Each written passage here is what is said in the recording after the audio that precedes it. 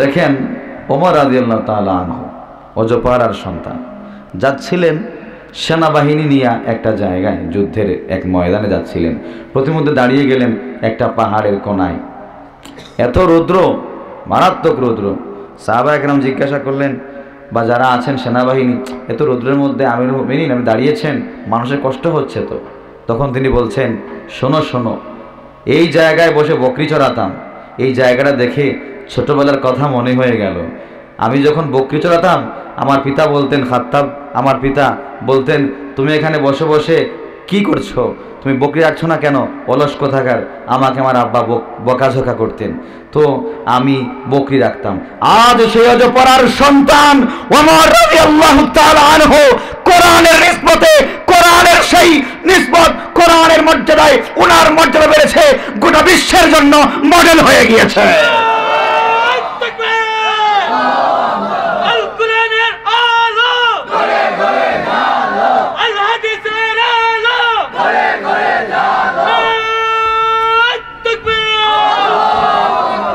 আমি আপনি বৈশা বৈশা জিমাইলে তো হবে না, নারায়ে তাকবীরের আওয়াজ উঁচু হওয়ার দরকার আছে না নাই? নারায়ে তাকবীরের আওয়াজ দিলেই নাস্তিক মুরতাদদের অহংকার চূর্ণ বিচূর্ণ হয়ে যায়।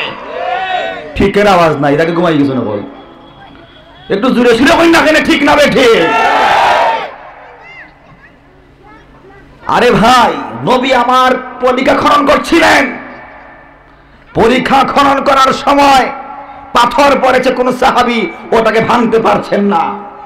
আমার নবী যখন ওই পাথরে আঘাত করলেন, একটা নয়, দুইটা নয়, তিনটা আঘাত করেছেন, তখন বিজলির চমক দিয়ে উঠেছিল। তখন ওই পাথর দুখণ্ডিত হয়, সকল সাহাবায়ে কেরাম দেখলেন বিজলির চমক, সাথে সাথে নারায়ে তাকবীরের আওয়াজ দেওয়া হয়েছে। গোটা মদিনা, মক্কা কেঁপে গিয়েছে, কাফেরদের দম্ভ চূর্ণ বিচূর্ণ হয়ে গিয়েছে।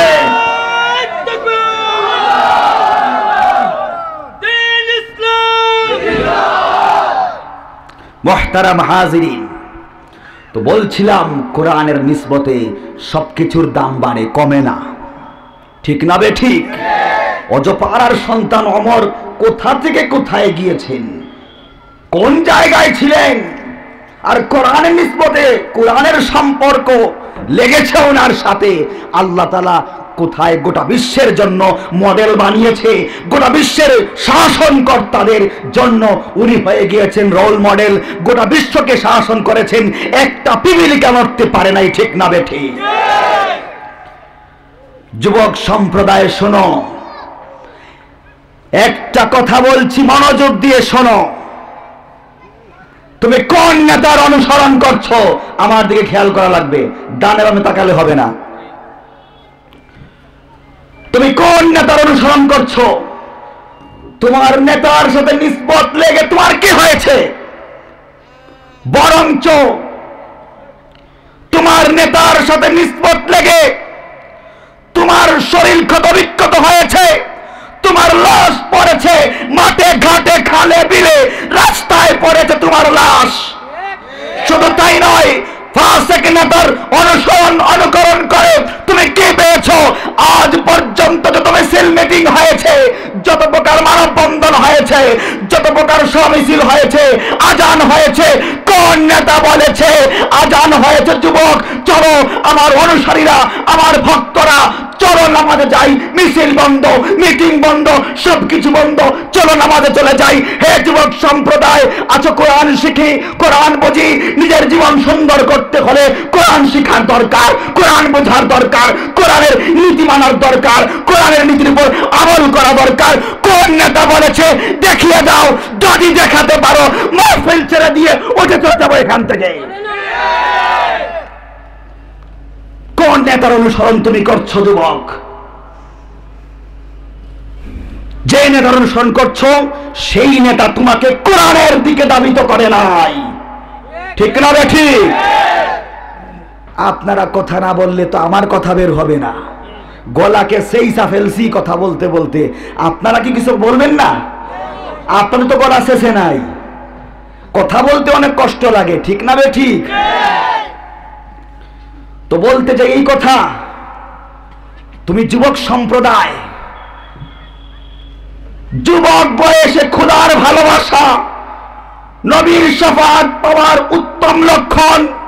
মুখ্যম সময় এই যুবক বয়স। বৃদ্ধ হয়ে গেলে দেখবে হিংস্র সিংহ বলো, হিংস্র জানোয়ার বলো, হিংস্র বাঘ পর্যন্ত তাকওয়ার খোলস পরিধান করে। ঠিক না বেঠিক? তুমি কেন গানের জন্য পাগল হবে, নায়িকার জন্য পাগল হবে, নর্তকীর জন্য পাগল হবে, বেশ্যাবেহায়াদের জন্য পাগল হবে? এই সমস্ত বেশ্যাবেহায়ারা বাংলাদেশকে নষ্ট করছে, পবিত্র ভূখণ্ডকে নষ্ট করছে, ডাকাত বানাচ্ছে, চোর বানাচ্ছে, ছিনতাইকারী বানাচ্ছে, দেশে ধর্ষণ বাড়ছে, দর্শন বাড়ছে। দেশকে নষ্ট করার জন্য ওই সমস্ত পতিতার দলেরা, ওই সমস্ত নাস্তিক মোরতাদদের দলেরা, ওই সমস্ত কুলাঙ্গারদের দলেরা, শয়তানের ছদ্মবেশী শয়তানের দলেরা একমাত্র দোষী ছাড়া আর কিছু নয়।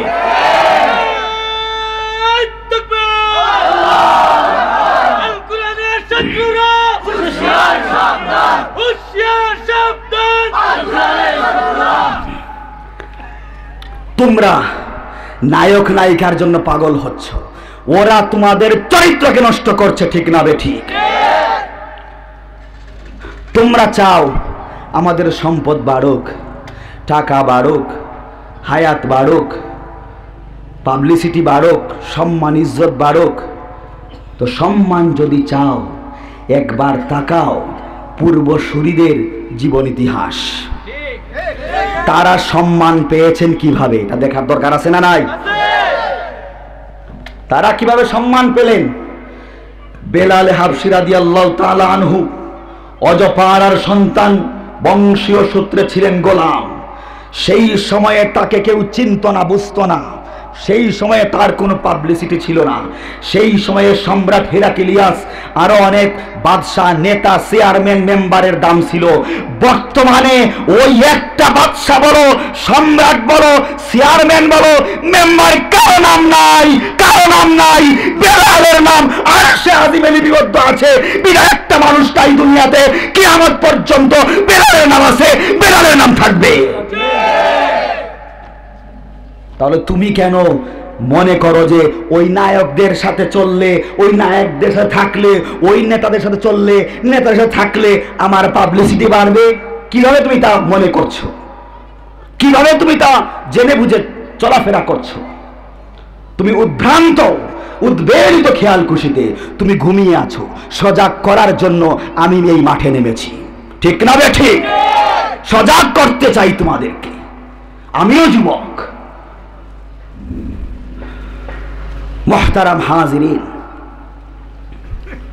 যুবক সম্প্রদায়কে অনেক ভালোবাসি, মহব্বত করি। কারণ আমার আল্লাহ তাআলা যুবকদেরকে এত ভালোবাসেন।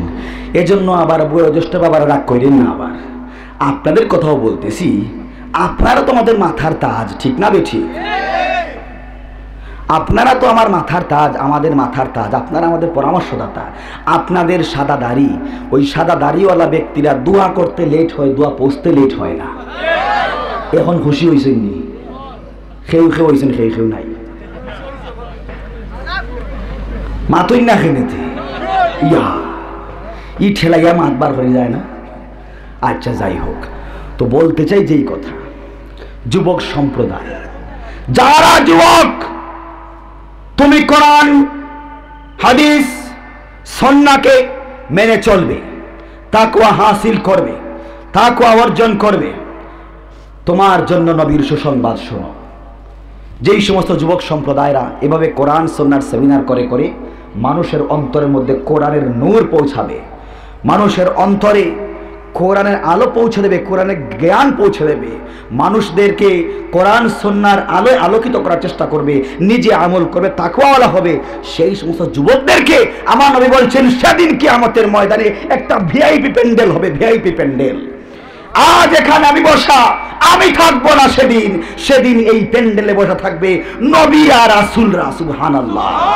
সাথে থাকবে আরো কিছু চেয়ার, ভিআইপি প্যান্ডেলের নিচে চেয়ার থাকবে, তাহতাল আরশ, আরশের নিচে। এই সমস্ত খালি চেয়ারে নবীদের পাশে তাকওয়াওয়ালা যুবকরা স্থান পেয়ে যাবে, সুবহানাল্লাহ। তাহলে তোমার জন্য তো সুসংবাদ, ইসলামের বিজয়, সুমহান বিজয় সুপ্রসন্ন হয়েছে যুবক। ইসলামের বিজয় সুপ্রসন্ন হয়েছে যুবক সাহাবায়ে কেরামদের অবদানে, ঠিক না বেঠি? সুতরাং এখন প্রায় জায়গায় তো যাই, গত বছরে আগের বছর এক জায়গায় হয়তো গান, আউল ফাউল বাউলের দরেরা গান টান গাইতো।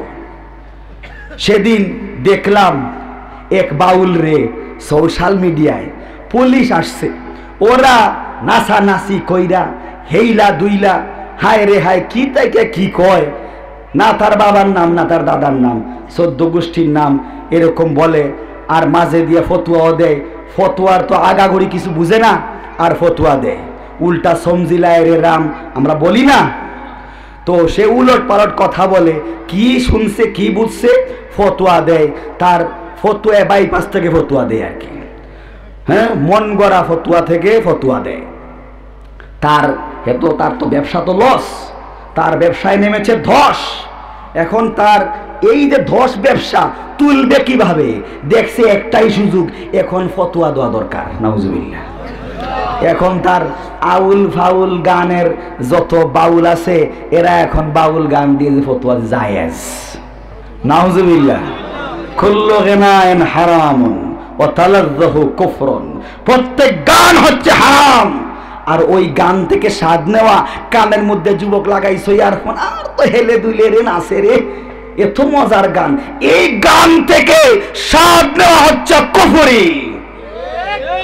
কেউ কেউ বোঝা গেল যে অনেকে শুনে গান, শুনুন গতিকে ঠিক কই যারা, অনেকে শুনে গান, এই জন্য তো কেউ কেউ ঠিক কয়, কেউ কেউ কয় না। এখন পর্যন্ত বললে না ঠিক না বেঠিক? গান শোনা নিষেধ, গান শোনা বাদ দিয়ে দেন, কানকে কর্ণকুহর করেন কোরআন তেলাওয়াতের মাধ্যমে। তৈরি আছি তো যুবক? কোরআন তেলাওয়াতের মাধ্যমে কানকে কর্ণকুহর করো, তেলাওয়াত শোনার মাধ্যমে হৃদয়কে তুমি খোদার জন্য, নবীর জন্য পাগল পাড়া বানিয়ে দাও, ঠিক না বেঠিক? তো ওই আউল ফাউল বাউলের কথাই আসলাম। পুলিশ আসছে তার প্যান্ডেলে, সে তো মহানায়ক হয়ে গেছে। পুলিশ দেখে এমন নায়ক হয়েছে, সে কয় এই পুলিশ আসতে দাও, আসতে দাও, এই লাইভ কর, লাইভ কর। ভাইরাল হইতো, ভাইরাল হইতো, তো লাইভ কর। এই পুলিশ আসছে যে ভাই আপনারা এখানে অশৃঙ্খলা বিশৃঙ্খলা কেন করছেন? মানুষের অনেক অভিযোগ, আপনারা এই মাইকগুলো বন্ধ করেন, মানুষের কষ্ট হচ্ছে বা এরকম এরকম। পুলিশ সাহেব খুব ভদ্রতার সাথে সুন্দর করে বলছেন ওই ফাউলটাকে, ওই বাউল না ফাউল তাকে বলতেছে। তো বাউল ফাউল তর্ক করতেছে উল্টা পাল্টা, কিন্তু পুলিশ ভাই নম্রভদ্র মানুষ সুন্দর করে বলতেছে, যদি ওই জায়গায় আমি থাকতাম, আমি 1.5 লম্বা লাঠি নিয়ে তার পাছার মধ্যে বাড়ি লাগাইতাম। এই যুবক যেখানে দেখবে গানের মঞ্চ বসেছে, যেখানে দেখবে আউল ফাউল বাউলের দৌড়া বসেছে, ওদেরকে 1.5 লম্বা লাঠি দিয়া পাছার মধ্যে বাড়ি দিয়া এলাকা থেকে দূর করে দিবা। এগুলোর দিন শেষ, এগুলোর দিন শেষ। এখন হচ্ছে কোরআন সুন্নাহ আর মাহফিলের বাংলাদেশ। মুহতারাম হাজিরিন, তো এই তো বললাম আউল ফাউলদের কথা।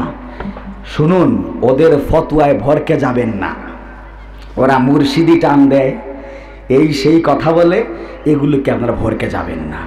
আমি আবার বলছি, বাদ্যযন্ত্র দিয়ে গান টান গাওয়া বিলকুল হারাম, এতে কোনো সংশয় সন্দেহ নাই।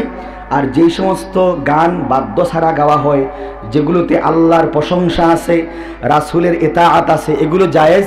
কিন্তু ভিন্ন ধরনের প্রেম প্রীতির গান কবিতা, এগুলো হারাম হারাম হারাম, ঠিক না বেঠিক? তো এই কোরআনের কথা বলছিলাম। সেদিন সোশ্যাল মিডিয়ায় দেখলাম, ভাই কথা বলবেন না, কথা বলা যাবে না, মনোযোগ আছে না গেছে কি? সেদিন দেখলাম যাকে মুরগি বলা হয়, সুর, মুরগি সুর, মুরগি সুর একটা আছে কি, শুনতাম মুরগি সাপ্লাই দিত বলে পাকিস্তান আমলে। মুরগি সুর না মুরগি সাপ্লাই ম্যান যারে কয় আর কি। তো আমি বলি সে খালি কিতা মুরগি সাপ্লাই দেয়নি, হে কিতা মুরগা সাপ্লাই দেয় না। কথা বলেন না, মুরগা সাপ্লাই তো দিতে পারে। আচ্ছা যাই হোক, মুরগাও দিছে মুরগিও দিছে, তো তারে বলা হয় মুরগি সুর কি মুরগি সাপ্লাই মেরা মুরগি।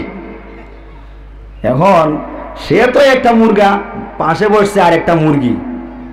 বলে কি জানেন, এই মোল্লা মুন্সিরা শুধু কোরআন তেলাওয়াতি করতে জানে, ওরা সায়েন্স টেকনোলজি বুঝে না।